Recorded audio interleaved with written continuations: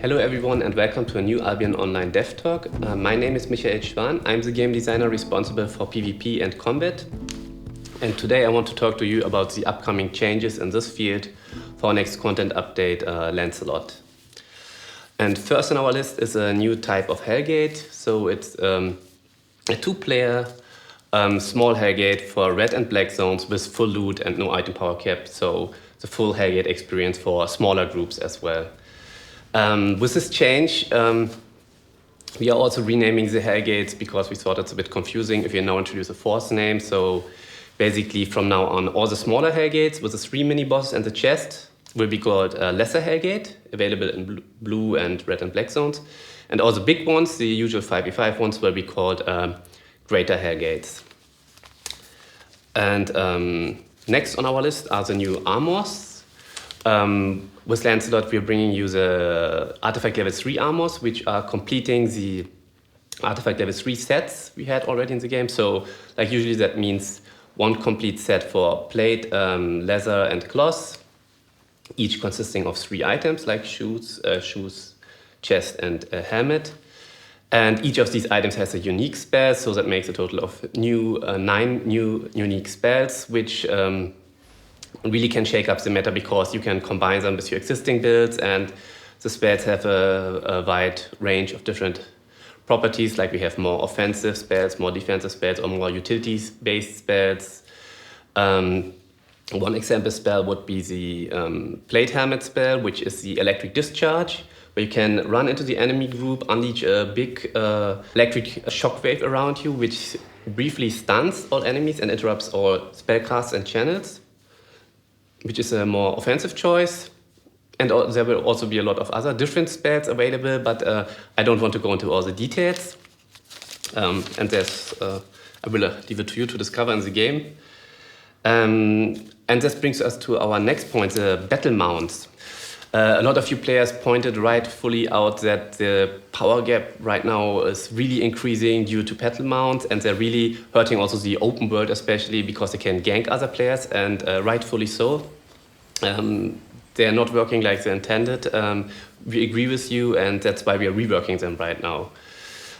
So the two main problems with the battle mounts in their current iteration are, first, they can roam the open world and be basically their own ganking squads, denying smaller players any access to certain areas of the world, which is absolutely not intended. They should always be working together with foot soldiers and never be on their own.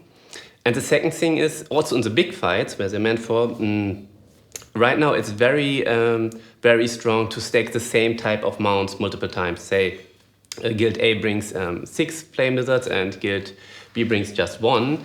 The first guild with 6 Flame Lizards will have a massive advantage over Guild B, which is also not how we envisioned this concept. So how we are addressing this is, first off, battle mounts will hardly do any damage at all. They will be mainly support and debuffing will be their main function. So this will really help with the open world ganking. And second, to make it less attractive to stack the same type of battle mounts, each battle mount will get huge, will increase the radius of their attacks drastically, so they will have huge radius, and the debuffs they apply will have a very long duration. What that means is one battle mount of a type will be enough to cover the whole enemy team. You don't have much of an incentive to bring multiple of the same amount because you don't get so much more out of it. And this is kind of the original concept, how we envisioned them, and we think with all these adjustments, they will now play out in a way we really wanted them to be in the first place, and we're sorry it didn't turn out as planned this time. And also, another complaint we heard is that they're very expensive. So with the next content update, we're also introducing a new battle mount, which is more affordable, the Siege Ballista. And the same design principles apply here as well. So big radius attacks, long-lasting debuffs and a dot, and not very good for open world ganking. That's also a very important focus of this. And the last point on my list is, the combat balance changes. Of course, with Lancelot, we will also have a combat balance update, and one of the main topics will be to bring in some weapon lines back into the 5v5 meta that haven't been there really. First, some like examples will be nature staffs, bows and maces, for instance.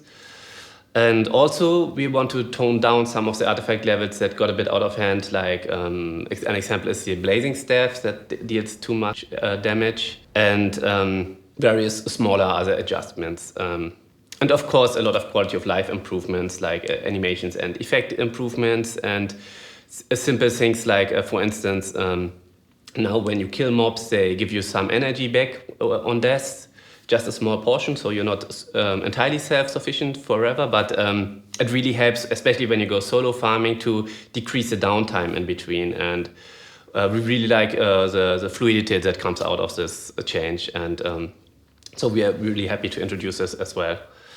And that's it for this video. Thanks a lot for tuning in. We will have a new video in the next couple of weeks. Yeah, like always, thanks for your support, and see you next time.